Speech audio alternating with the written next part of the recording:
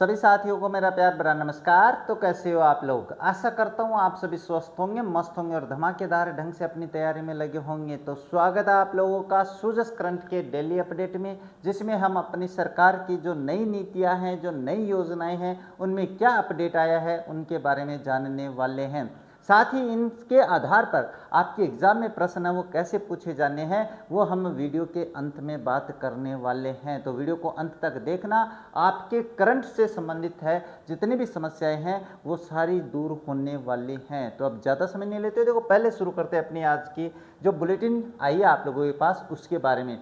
इसमें कौन सी महत्वपूर्ण बात है जो आपको जानना जरूरी है, उन पे प्रश्न कैसे बनेंगे ये भी जानना जरूरी है। तो इसमें अगर अपन बात करें तो देखो, सबका साथ सबका विकास की भावना से वंचित वर्गों का हो रहा अभूतपूर्व उत्थान, इसमें कुछ खास बातें हैं जो आपको जाननी चाहिए भी। कौन सी है? ये रही आपके लिए कुछ खास बातें। इन बातों को मैं समझा देता हूँ और इन पे प्रश्न कैसे पूछे जाएंगे, इन योजनाओं का क्रियान्वयन कब से हो रहा है, ये हम अपने इन खबरों को पढ़ने के बाद में अपन पढ़ लेंगे। चिंता नहीं करना है, चिंता चिता का घर होता है, जो मैं हमेशा आप लोगों से कहता हूँ भाई। क्या है? देखो, मुख्यमंत्री ने क्या कहा है, राज्य सरकार अनुसूचित जाति और जनजाति वर्गों के कल्याण के लिए निरंतर कार्य कर रही है। भाई कर रही है, तो चलिए देखिए क्या क्या कर रही है। 10,000 से अधिक जनसंख्या वाले गांवों में वंचित वर्ग की आबादी के लिए सड़क, पेयजल और वेस्ट मैनेजमेंट आदि के विकास के लिए बाबा साहेब अम्बेडकर, ये नाम याद रखना भाई, बाबा साहेब अम्बेडकर आदर्श ग्राम विकास योजना के तहत कार्य किया जा रहा है। इसमें दो प्रश्न बनेंगे जो मैं आपको लास्ट में बताऊंगा। एक तो इस योजना के तहत किन किन बातों पे जोर दिया जा रहा है, सड़क है, पेयजल है और वेस्ट मैनेजमेंट है। दूसरा योजना कौन सी है? बाबा साहेब अम्बेडकर आदर्श ग्राम विकास योजना के तहत कार्य किया जा रहा है। चलिए दूसरा पॉइंट देखिए, अनुसूचित जाति और उत्तर मैट्रिक छात्रवृत्ति योजना के तहत, ये ध्यान में रखना, उत्तर मैट्रिक 10th प्लस जो अपने जितनी भी क्लास होती है वो उत्तर मैट्रिक अपने स्कॉलरशिप में माने जाते हैं के करीब 4.25 लाख और अनुसूचित जनजाति के उत्तर मैट्रिक छात्रवृत्ति के लिए 4,30,000 विद्यार्थियों को लाभान्वित किया गया है। याद रखना भाई। अच्छा, दूसरा देखो, ये देखो अम्बेडकर तीर्थ स्थल यात्रा योजना, ये भी याद रखना है के तहत बाबा साहेब के स्मृति स्थलों का भ्रमण। अम्बेडकर राजस्थान में दलित आदिवासी उद्यम प्रोत्साहन योजना के तहत 887 करोड़ रुपए, यही पूछ सकती है राशि भी। तो ये 887 करोड़ रुपए किसके लिए है? अपने पास अम्बेडकर तीर्थ स्थल है, बाबा साहेब के स्मृति स्थलों का भ्रमण, अम्बेडकर राजस्थान दलित आदिवासी उद्यम प्रोत्साहन के लिए है भाई। क्या रुपए का ऋण वितरण 12 जिले में पीएम जनमन, ये ध्यान में रखना, ये प्रश्न बड़ा इंपॉर्टेंट होता है। 12 जिले में पीएम जनमन के तहत 14,636 पात्र परिवारों के आसीने का सपना साकार हुआ है। तो ये पॉइंट आपको याद कर लेना है। वो कहते हैं ना point to be noted milord, तो वो भी है, ये point to be noted milord वाला है। राज्य सरकार ने छात्रावास और आवासीय विद्यालयों में विद्यार्थियों को देय मेस भत्ते की राशि को बढ़ाकर 2,500 रुपये से बढ़ाकर 3,250 कर दिए हैं, यानी 2,500 से 3,250 कर दिया है जी। ये तो है अपने पास विद्यार्थियों का। लेकिन खेल अकादमी में देय जो भत्ते हैं उनको 2,600 रुपये से 2,600 रुपये से बढ़ाकर 4,000 रुपये प्रतिमाह किया गया है। ये पक्का आपसे प्रश्न पूछा जाएगा, पक्का पूछना है। यहाँ पे देखो, माँ बाड़ी केंद्रों में कार्यरत कार्मिकों के मानदेय में पिछले 2 साल से लगातार, ये माँ बाड़ी केंद्र क्या है इसके बारे में अपन वीडियो के अंत में बात करने वाले हैं, चिंता मत करो। इनके मानदेय में वृद्धि हुई है और अपने पास वहीं 250 नए माँ बाड़ी केंद्रों खोलने के लिए आदेश भी जारी किए जा चुके हैं, तो ये भी ध्यान में रखना। अब ये आपके पास क्या है, सेवानिवृत्त अधिकारियों के लिए है भाई। अधिकारियों ने छात्रवृत्ति राशि में वृद्धि, निःशुल्क कोचिंग योजना, ये तो सारी बातें ऐसी है, इसको छोड़ो। साथ ही उन्होंने अनुसूचित, ये भी ऐसे छोड़ो भाई। अब जो मुख्य पॉइंट है वो यहाँ पे है भाई, अंतिम व्यक्ति तक योजनाओं का लाभ पहुंचाने की बात कही है भाई। इसमें अपने पास कोई पॉइंट है क्या? चलिए नहीं, इनको छोड़ देते हैं। हाँ ये रहा ना अपने पास, ये देखो ये रहा पॉइंट। चलिए ये पॉइंट मैं बता देता हूँ कि मुख्यमंत्री बाबा साहेब अम्बेडकर के आदर्शों पर चलते हुए समाज के अंतिम व्यक्ति तक, ये तो कोई बात नहीं है। सरकार स्थानीय आवश्यकताओं और संभावनाओं को ध्यान में रखते हुए रोड मैप बनाकर बिजली, पानी, सड़क और स्वास्थ्य सहित बुनियादी सुविधाओं का विकास पर विशेष ध्यान दे रही है। राम सेतु लिंक, ध्यान में रखना, परियोजना यमुना जल समझौते जैसे महत्वपूर्ण कार्य डबल इंजन की सरकार है, ये बताया जा रहे हैं। तो राम जल सेतु लिंक और अपने यमुना जल समझौता है, इसके बारे में अपन लास्ट में बात कर लेंगे। तो ये खास बातें थी इस अपने पेज की। इसके बाद में बात करते हैं आगे। आगे क्या है ये देखो, माइलस्टोन बनेंगे महाराणा प्रताप सर्किट और ट्रैवल टूरिस्ट। ये क्या है, इसके बारे में अपन वीडियो के अंत में बात करने वाले हैं, प्रश्नों के सहित और डिटेल बताने वाला हूँ, चिंता नहीं करना है।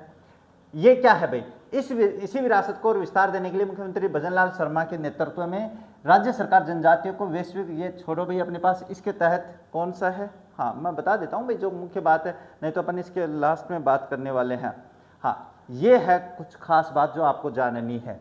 ये देखो क्या है, इस क्रम में ट्राइबल टूरिस्ट सर्किट और महाराणा प्रताप टूरिस्ट सर्किट विकसित करने के साथ ही जनजातीय क्षेत्रों में 306 करोड़ रुपए से अधिक के विभिन्न पर्यटन परियोजनाओं पर विकास क्या है कार्य किया जा रहा है। तो ये प्रश्न पक्का पूछ सकते हैं। अच्छा इसके बाद में बात करते हैं, ये क्या दिया हुआ है यहाँ पे 100 करोड़ रुपए का ट्राइबल टूरिज्म सर्किट की बात करें तो इसमें आ जाता है कि ट्राइबल टूरिज्म सर्किट के तहत आदिवासियों का कुंभ कहे जाने वाले डूंगरपुर के बेणेश्वर धाम पर 49 करोड़ 40 लाख रुपए, याद रखना भाई कहाँ पे, अपने पास कुंभ जो कहते हैं ना सर्किट हाउस, कौन सा, बेणेश्वर धाम को 49 करोड़ 40 लाख रुपए और बांसवाड़ा के मानगढ़ धाम पर 13 करोड़ 41 लाख रुपए व्यय किए जाएंगे। ये ध्यान में रखने वाली बात है। साथ ही इसमें चित्तौड़गढ़ के मातृकुंड या मेवाड़ का प्रयाग जिसको कहते हैं, प्रतापगढ़ के सीता माता अभयारण्य, अपने पास गौतमेश्वर महादेव मंदिर, बांसवाड़ा के त्रिपुरा सुंदरी मंदिर उसके बाद में है, और उदयपुर के ऋषभ देव मंदिर को भी शामिल किया जाएगा भाई। ये अपने पास क्या है, इनका उत्थान किया जाएगा। इनके बारे में चर्चा करने वाले हैं सारी बातें। ये जो बातें हैं इसके बारे में छोटी सी चर्चा कर लेते हैं। अब क्या आदिवासी आस्था कला को संरक्षण उत्पादों का ब्रांड बनफूल, ये बनफूल क्या है इसके बारे में चर्चा करने वाले हैं। इसके तहत अपने पास क्या है, देखो आदिवासियों की सांस्कृतिक विरासत को सुरक्षित और संरक्षित और संवर्धित करने के लिए सोंद माटी, ये ध्यान में रखना भाई, सोंद माटी क्या है इसकी डिटेल भी बताने वाला हूँ। आदि धरोहर प्रलेखन योजना चलाई जा रही है, यानी धरोहर प्रलेखन योजना चलाई जा रही है। इसके तहत क्या होगा भाई, जनजातीय वाद्य यंत्र, नाम याद रखना भाई, वाद्य यंत्र है, पाक कला है, चित्रकारी है, भित्ति चित्रकला है, काष्ठ और प्रस्तर कला है, नृत्य एवं गायन का प्रलेखन डॉक्यूमेंटेशन कार्य प्रक्रियाधीन है। यानी ये जो अपने पास है ना पॉइंट पूछे जा सकते हैं आप लोगों से। इसके बाद में वही बनफूल के लिए बताएं तो अपने पास जनजाति डिजाइन स्टूडियो और बनफूल ब्रांडिंग जैसी पहल के जरिए जनजाति कलाकारों को सूचीबद्ध करने के लिए साथ ही उनके उत्पादों के बाजार में उपलब्ध कराया जा रहा है। बनफूल के बारे में भी चिंता नहीं करनी, अभी बता देंगे। अब ये अपने पास बाकी कुछ नहीं है क्या, इसी प्रकार जनजातीय आस्था केंद्र जैसे बारा की सीताबाड़ी है, झाड़ोल के कमलनाथ महादेव है, तो ये ध्यान में रखना, झाड़ोल के कमलनाथ महादेव है, रामकुंडा महादेव मंदिर है, उदयपुर के जावर माता मंदिर है, सुलुम्बर के सोनार माता मंदिर है और बांसवाड़ा के सलाकेश्वर महादेव मंदिर की योजना में शामिल है। ये बाकी सारी बातें अपन वीडियो के अंत में जब प्रश्न पढ़ेंगे तब कर लेंगे। ये रहा अपने पास महाराणा प्रताप टूरिज्म सर्किट के एकीकृत का इतिहास, जो एकीकृत होगा इतिहास, इसमें अपने पास क्या है 206 करोड़ रुपए से अधिक व्यय किया जाना प्रस्तावित है। इसमें ध्यान में रखना, इसमें क्या क्या शामिल है, इसमें चावंडा, हल्दीघाटी है, गोगुंदा है, कुंभलगढ़ है, दिवेर है, उदयपुर है, इसको शामिल किया गया है। इसके अलावा डूंगरपुर में शिल्प ग्राम और चित्तौड़गढ़ के हेरिटेज वॉक वे निर्माण के साथ ही गोगुंदा में बाईजी की बावड़ी, ये कहाँ पे है बाईजी की बावड़ी, गोगुंदा में, पूछ सकते हैं। उदयपुर में करनी माता मंदिर और नीमच माता मंदिर जैसे धार्मिक एवं ऐतिहासिक स्थलों के संरक्षण विकास कार्य प्रगति पर है। ये बाकी सारी बातें अपन कर लेंगे। पर्यटन के साथ रहेगा सामाजिक आर्थिक सशक्तिकरण, ये अपन टूरिज्म इन ट्राइब्स, ये ठीक है, टूरिज्म इन ट्राइब्स अब केवल पर्यटन का विषय नहीं बल्कि सामाजिक आर्थिक सशक्तिकरण और सांस्कृतिक गौरव का सशक्त माध्यम बन रहा है। ये अपन आगे बात कर लेंगे, चलिए इसको छोड़ देते हैं। इसके बाद में आगे बात करें तो आगे क्या दिया है, ये सूजस से संबंधित है भाई, ये अपने चित्र है भाई, अपनी सरकार का प्रचार है। तो चलिए आगे चलते हैं। हाँ यहाँ पे ये बढ़िया प्रश्न आएंगे भाई, यहाँ से प्रश्न पक्का पूछा जाना है, इससे संबंधित सारे प्रश्न मैंने बना लिए हैं, चिंता नहीं करना है, मैं बता रहा हूँ। रमणीय रामगढ़ विषधारी सुगंधित बासमती और लाल सैंडस्टोन, पक्के प्रश्न आएंगे। इसमें क्या है, देखो स्थानीय पहचान को वैश्विक मंच दिलाने की पंच गौरव कार्यक्रम, कौन सा भाई, पंच गौरव कार्यक्रम के तहत अपने बूंदी में थोड़ी सी चर्चा कर लेते हैं। आपको प्रत्येक जिले की याद करना है, लेकिन फिलहाल में बूंदी में चर्चा करेंगे। क्यों, राजस्थान के दक्षिणी पूर्व में स्थित बूंदी प्राकृतिक सौंदर्य, ऐतिहासिक किलों, महलों, सीढ़ीदार बावड़ियों और भित्ति चित्रों के लिए प्रसिद्ध है। इसका नाम जो है वो किसके आधार पर पड़ा था, ये नाम है ना सरदार बूंदा मीणा से लिया गया है। 12वीं सदी में हाड़ा रावदेव ने इस क्षेत्र पर विजय प्राप्त कर बूंदी राज्य की स्थापना की। यहाँ की हरियाली, नदियाँ, ये तो बाकी बूंदी की बात है भाई, जो कुछ खास बातें हैं वो मैंने यहाँ पे बता दी है। इसके बाद में यहाँ पे अपने पास से बात करते हैं थोड़ी सी, ये क्या है, विषधारी वन्यजीव अभ्यारण्य बूंदी से 45 किलोमीटर दूर है। नैनवा जाने वाले मार्ग पर स्थित है। 252 वर्ग किलोमीटर क्षेत्र में फैला है। तो ध्यान में रखना, अगर आपके पास सूजस में पूछ रहा है तो इसका वर्ग किलोमीटर क्षेत्र भी पूछ सकता है। क्षेत्र फैला अभ्यारण्य विविध प्रकार के पेड़ पौधों जीव जंतुओं। 1982 में स्थापित यह अभ्यारण्य रणथंभौर राष्ट्रीय उद्यान के लिए एक बफर क्षेत्र का काम करता है। इस स्थान की यात्रा का सबसे अच्छा समय सितंबर से मई के बीच में है। ये भी पूछ सकते हैं भाई, पूछने को कुछ भी पूछ सकते हैं ना। ये देखो, अब पंच गौरव में अपन बात करेंगे, चिंता नहीं करनी है। लेकिन यहाँ पे खेल कबड्डी बूंदी के लिए है। भारत का पारंपरिक खेल जिसकी आधुनिक शुरुआत 1930 में हुई। बूंदी जिले में प्रत्येक ग्राम पंचायत स्तर पर कबड्डी मैदान विकसित किया जा रहे हैं, जिस जिले के कई खिलाड़ी राष्ट्रीय और हजारों की संख्या में खिलाड़ी राज्य स्तर पर खेल चुके हैं। ये खेल टीम भावना और शारीरिक दक्षता को बढ़ाता है भाई। अब इसके बाद में बात करते हैं ये उपज, एक जिला एक उपज में बात करें तो ये तो अपने पास जो कबड्डी है ना, ये तो किस में हो गया, एक जिला और एक खेल हो गया भाई। एक खेल हो गया कबड्डी, कहाँ का है, बूंदी का। एक उपज, एक जिला एक उपज में बात करें तो चावल है। चावल का जो वैज्ञानिक नाम है ओरिजा सेटिवा, नाम याद रखना। बूंदी जिला चावल उत्पादन में अग्रणी है। जिले में मुख्य बासमती चावल की खेती की जाती है, जिसकी गुणवत्ता और सुगंध अंतर्राष्ट्रीय स्तर पर प्रसिद्ध है। ये बाकी सारी बात अपन आगे कर लेंगे। अगर अपन बात करें अपने पास एक जिला एक उत्पाद में बात करें तो सैंडस्टोन की बात कर लेते हैं। एक प्रमुख आदिवासी क्या है, शिला है, सॉरी अवसादी है, मैं आदिवासी बोल रहा हूँ भाई। अवसादी शिला है जो मुख्यतः रेत के सूक्ष्म कणों से मिलकर बनी होती है। बूंदी का सैंडस्टोन अपनी गुणवत्ता, मजबूती और आकर्षक रंगों के कारण विश्व प्रसिद्ध है। इसका उपयोग भवन निर्माण, याद रखना, फर्श, दीवार सजावट और स्मारकों में किया जाता है। जिले में सैंडस्टोन की कई खदानें सक्रिय है। इसके प्रसंस्करण के लिए विभिन्न इकाइयां संचालित है। जिले के प्रमुख खनिज उत्पादों में अपने पास शामिल है। तो एक जिला एक खनिज की बात करें तो सैंडस्टोन हो जाता है। ये धोंक है, क्या है, एनोजिसस पेंडुला, धोंक के वनों का वानस्पतिक नाम, वैज्ञानिक नाम, जिसे धोकड़ा या करदाही भी कहते हैं। नाम याद रखना भाई, धोकड़ा को करदाही भी कहते हैं।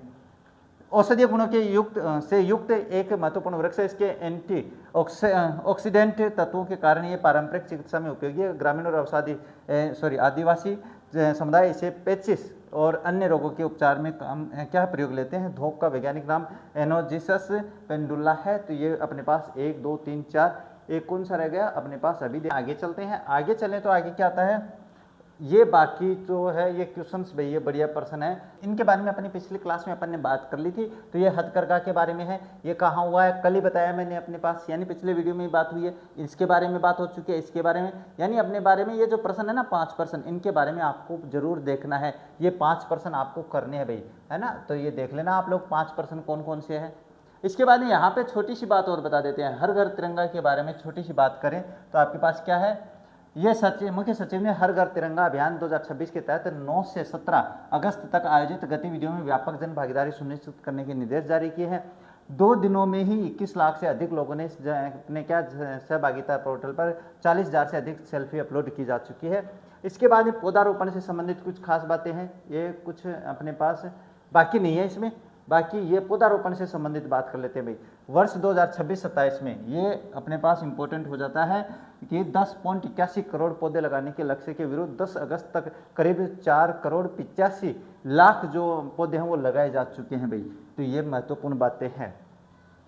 इसके बाद में बात करें डिग्गी, हाँ ये भी बढ़िया प्रश्न है, इसके बारे में पूछ सकते हैं भाई, इसके बारे में बात हो सकती है अपनी। क्या है, डिग्गी और फोम पोन में सुरक्षा उपाय होंगे अनिवार्य, लापरवाही पर होगी कार्रवाई। ये तो कही है, क्या है इसमें देखो, डिग्गी फोम पॉन्ड यानी खेत तलाई एवं अन्य जल संचयन संरचनाओं में डूबने की दुर्घटनाओं की रोकथाम तथा जन एवं पशुधन की सुरक्षा सुनिश्चित करने के लिए विभाग ने व्यापक सुरक्षा के अनिवार्य किए हैं, सुरक्षा उपाय अनिवार्य किए हैं। इसके बारे में जो सीधी सी बात है वो यही है कि प्रत्येक जल संरचना में कम से कम 1 से 2 नए अथवा पुरानी ट्यूब में हवा भरकर लाइफ सेविंग फ्लोट के रूप में रस्सी से बांधकर हमेशा पानी में उपलब्ध रखना अनिवार्य होगा। ये महत्वपूर्ण पॉइंट था। तो ये हो जाती है अपनी कुछ बातें अपनी सूजस के बारे में, यानी जो थी ना इनके बारे में। अब यहाँ से प्रश्न कैसे पूछे जाएंगे, इन प्रश्नों के बारे में अपन थोड़ी सी चर्चा कर लेते हैं। अगर प्रश्नों की बात करें तो आपके पास चलिए प्रश्न आ जाता है पहला 1। ये प्रश्न अपने आगे वाली प्रश्नोत्तरी में पक्के आएंगे, आगे वाली जो क्लास है ना अपनी उसमें। क्या है बाबा साहेब अम्बेडकर क्या आदर्श ग्राम विकास योजना के तहत कितनी आबादी वाले गांवों से वंचित वर्गों के लिए बुनियादी सुविधाओं का विकास किया जा रहा है? तो अभी बात की है 10,000 से अधिक, ये रहा आपके पास, यानी जहां की जनसंख्या 10,000 से अधिक है ना, वहां पे ऐसे कार्यक्रम है या इस योजना से के तहत कार्यक्रम है वो किए जा रहे हैं। तो ये थोड़ी सी ध्यान में रखना भाई। अच्छा, इसके बाद में देखो ये क्या है बाबा साहेब अम्बेडकर आदर्श ग्राम विकास योजना, इसके बारे में चर्चा करें तो ये क्या है? ये 10,000 से अधिक जनसंख्या वाले गांवों में वंचित वर्ग की आबादी की बस्तियों में पक्की सड़क, पेयजल, नालियां, सॉलिड एवं लिक्विड वेस्ट मैनेजमेंट जैसी मूलभूत सुविधाओं के विकास के लिए ये योजना शुरू की गई है। तो ये भी याद रखना है। कब से संचालित है ये योजना? बजट 2024-25 में घोषित की गई, वर्ष 2024 से लागू है। संबंधित जिले राजस्थान के सभी जिले हैं जहां पे अपने पास 10,000 से अधिक आबादी वाले गांव स्थित है। संचालन की बात करें तो सामाजिक न्याय एवं अधिकारिता विभाग एवं ग्रामीण विकास एवं पंचायती राज विभाग, राजस्थान सरकार, ये दोनों विभाग मिलकर इस पे कार्य कर रहे हैं। अच्छा, नेक्स्ट बात करें तो क्या राज्य सरकार द्वारा छात्रावासों एवं आवासीय विद्यालयों, खेल अकादमियों में देय भत्ते में राशि बढ़ाकर क्रमशः कितनी कर दी गई है? तो एक तो आपके पास 3250 कर दी है, 2,500 से बढ़ाकर, और एक 2600 से बढ़ाकर 4,000 कर दी है। तो ये आंसर आ जाएगा। इसके बाद में महाराणा प्रताप टूरिस्ट सर्किट के विकास पर कितनी राशि व्यय की जाएगी और इसमें कौन कौन से ऐतिहासिक स्थल जिले शामिल है? तो इसमें अब मैंने अभी बात की थी कि 206 करोड़ रुपए तो क्या है खर्च किए जाएंगे, और चावन, हल्दीघाटी, गोगुंदा, कुंभलगढ़, दिवेर और उदयपुर, ये इसमें अपने पास क्या है शामिल हो जाते हैं जिले। नेक्स्ट है सोंद माटी आदि धरोहर प्रलेखन योजना बनफूल पहल का संबंध किससे है? ये आपको मैंने समझा दिया है। जनजातीय सांस्कृतिक विरासत का संरक्षण एवं जनजातीय उत्पादों का बाजार उपलब्ध कराना है, ये तो इसका आंसर हो जाएगा। और बाकी अगर अपन बात करें तो देखो ये योजनाएं कब शुरू हुई भाई? तो शुरुआती वर्ष ये दोनों योजनाएं राज्य सरकार भजनलाल सरकार द्वारा वर्ष 2024 में राज्य के जनजातीय क्षेत्र में के सांस्कृतिक एवं आर्थिक उत्थान के लिए शुरू की गई है। तो ये ध्यान में रखना। इनका बजट कौन देता है भाई? तो बजट की बात करें तो बजट वित्तीय क्या है, बजट की बात करें इन दोनों योजनाओं के लिए बजट राज्य सरकार यानी राजस्थान की सरकार की बात करें एवं जनजातीय क्षेत्रीय विकास विभाग के माध्यम से प्रदान की जा रही है। विशेष वित्तीय प्रावधान की बात करें तो जनजातीय कला एवं संस्कृति के संरक्षण जैसे सोंद माटी योजना, हस्तशिल्प की ब्रांडिंग, बनफूल पहल और जनजातीय अंचल की विभिन्न विकास पर्यटन परियोजनाओं के लिए राज्य बजट में 306 करोड़ रुपए से अधिक का कुल वित्तीय प्रावधान रखा गया है। तो बढ़िया चीज है कि नहीं है? हाँ। नेक्स्ट है बूंदी शहर का नाम किस मीणा शासक, ये बता दोगे आप लोग। बूंदा मीणा और हाड़ा रावदेव से अपने इसका आंसर हो जाएगा, तो इसमें ज़्यादा चर्चा नहीं करने की आवश्यकता है। बूंदी जिले में पंच गौरव के तहत एक जिला एक उपज के रूप में किसे चुना गया है? चावल को चुना गया है। इसका मैंने अपने क्या है जो वानस्पतिक नाम है वो बता दिया पहले। पंच गौरव क्या है भाई? ये देख लो पंच गौरव क्या प्रारंभ तिथि 17 दिसंबर 2024 है। और नोडल विभाग बात करें तो आयोजना विभाग राजस्थान सरकार है। उद्देश्य क्या है? राजस्थान राज्य के सभी जिलों में पंचमुखी यानी 5 पक्षीय विकास को बढ़ावा देना। हर जिले में 5 प्रमुख तत्व जैसे उपज है, वनस्पति है और उत्पाद है और पर्यटन स्थल और खेल है, ये अपने पास क्या है पहचान देकर इनका संवर्धन करना है। इसके प्रभावी क्रियान्वयन हेतु बजट 2025-26 और 26-27 में विशेष वित्तीय आवंटन किया गया है। तो ये ध्यान में रखना। नेक्स्ट है बूंदी जिले की एक जिला एक वनस्पति प्रजाति धोंक के संदर्भ में कौन सा तथ्य सही है? तो बात करें इसका वैज्ञानिक नाम एनोजिसस पेंडुला सही है। इसे धोकड़ा या करदाई भी कहा जाता है, ये भी सही है। आदिवासी समुदाय इसका उपयोग पेचिस और अन्य उपचारों में करते हैं, तो ये उपयुक्त सभी इसका करेक्ट आंसर हो जाएगा भाई। नेक्स्ट है बूंदी के एक जिला एक उत्पाद के रूप में चयनित सैंडस्टोन किस प्रकार की शिला है? आग्नेय सड़क निर्माण, अवसादी शिला, भवन निर्माण, ये हो जाएगा। अवसादी शिला है भाई, और इसका निर्माण किस में करते हैं? भवन निर्माण में करते हैं, फर्श में करते हैं। बाकी सारी बातें अपन ने कर ली भाई। बूंदी के रामगढ़ विषधारी अभ्यारण्य के संबंध में कौन सा तथ्य सही है? ये एक भारत का 52वां राजस्थान का चौथा टाइगर रिजर्व है, बिल्कुल सही है। इसकी स्थापना 82 में हुई और 252 वर्ग किलोमीटर में है। यह रणथंभौर राष्ट्रीय उद्यान के लिए बफर क्षेत्र कार्य कर रहा है। ये सभी सत्य हैं भाई।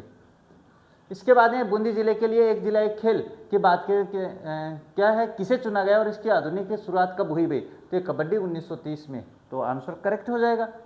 इसके बाद में बात करते हैं शासन व्यवस्था सुधार हेतु केंद्र सरकार के आह्वान पर आयोजित होने वाले रिफॉर्म उत्सव के लिए राजस्थान में किस विभाग को नोडल एजेंसी?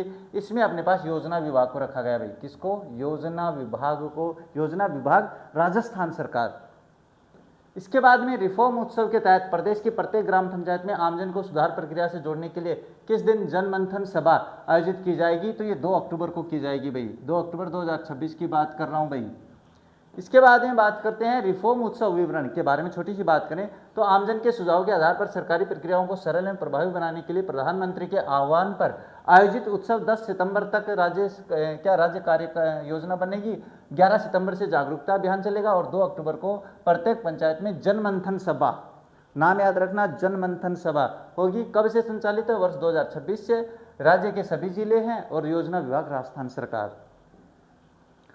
मिशन हरियालो राजस्थान के तहत अंतर्गत 2026-27 के लिए पौधारोपण का क्या लक्ष्य निर्धारित किया गया है? 10.81 करोड़ पौधे लगाने हैं, ये निर्धारित किया गया है। क्या कृषि विभाग द्वारा फोम पॉन्ड, खेत तलाई और डिग्गी में डूबने की घटनाओं को रोकने के लिए लाइफ सेविंग फ्लोट के रूप में क्या किया भाई? हवा भरी हुई ट्यूब, चाहे वो ट्यूब पुरानी हो चाहे नई हो। इसके बाद में राजस्थान सूजस ई प्रश्नोत्तरी के अनुसार राष्ट्रमंडल खेलों में मुक्केबाजी के स्वर्ण पदक जीतने वाली, ये अभी बता दिया, अरुंधति चौधरी है। चलिए, इसके बाद में पीएम जनमन योजना, अपनी एक बात हुई थी अभी थोड़ी देर पहले, इसके बारे में जानना जरूरी है आपको भाई। क्या है? विशेष रूप से कमजोर जनजातीय समूहों को पक्के मकान, सड़क, बिजली, शुद्ध पानी जैसी 11 मूलभूत सुविधाएं प्रदान करने का राष्ट्रीय अभियान है। बुलेटिन के अनुसार, यानी अपने पास अभी जो पड़े हैं 14,636 पात्र शहरिया परिवारों को आवास, शहरिया जनजातियों के लिए भी आवास स्वीकृत प्रदान किए गए हैं। कब से संचालित है? 15 नवंबर 2023 से संचालित है। जनजातीय गौरव दिवस को केंद्र सरकार द्वारा शुरू की गई है। संबंधित जिले मुख्य रूप से 12 जिले हैं जहां शहरिया विशेष पिछड़ी जनजाति निवास करती है। और संचालित विभाग जनजातीय क्षेत्रीय विकास विभाग TAD, राजस्थान सरकार, राजस्थान और केंद्रीय जनजातीय कार्यक्रम मंत्रालय, ये होता है इसका विभाग। इसके बाद में माँ बाड़ी योजना, मैंने बताया था माँ बाड़ी योजना के बारे में। दूर दराज की जनजातियों, पहाड़ी क्षेत्रों में के बच्चों 3 से लेकर 6 से 12 वर्ष तक को और अनौपचारिक प्राथमिक शिक्षा, खेलकूद और निःशुल्क पौष्टिक भोजन, मिड डे मील उपलब्ध कराया जाता है। बुलेटिन के अनुसार 250, यानी अपनी इस खबर के अनुसार 250 नए केंद्र स्वीकृत किए गए तथा कार्मिकों का मानदेय 10% की बढ़ोतरी की गई है। कब से संचालित है? 2007 से निरंतर चल रही है, तो ये भी ध्यान में रखना। संबंधित जिले कौन से हैं? जनजातीय TSP की बात करें, अनुसूचित क्षेत्र जैसे उदयपुर, डूंगरपुर, बांसवाड़ा, प्रतापगढ़, सिरोही, राजसमंद और बारां, इसमें जो TSP क्षेत्र है वो शामिल है। संचालन विभाग की बात करें तो जनजातीय क्षेत्र विकास विभाग राजस्थान सरकार हो जाता है। तो ये हो जाता है आपके पास अपने पास जो महत्वपूर्ण प्रश्न है वो कंप्लीट। इसके बाद में जो अपने पास इस आज की अपन बात करें अपने इस बुलेटिन से, तो आज की इस सूजस में जितने मैंने प्रश्न बनाए हैं ना, वो प्रश्न बड़े ही महत्वपूर्ण हो जाते हैं। तो बस आज की इस वीडियो को यहीं पे कंप्लीट करेंगे। आशा करते हैं वीडियो आप लोगों को पसंद आया होगा। अगर वीडियो पसंद आया तो वीडियो को लाइक और शेयर जरूर कर देना। साथ ही चैनल पे नए हो तो चैनल को सब्सक्राइब कर बेल आइकन को ऑन कर लेना, ताकि मेरे वीडियोज़ के नोटिफिकेशन सबसे पहले आप लोगों के पास पहुँचे। तो बस आज के इस वीडियो को कंप्लीट करते हैं। मिलेंगे आप लोगों से अपने नेक्स्ट वीडियो में, तब तक देखते रहे हमारा चैनल। जय हिंद, जय भारत।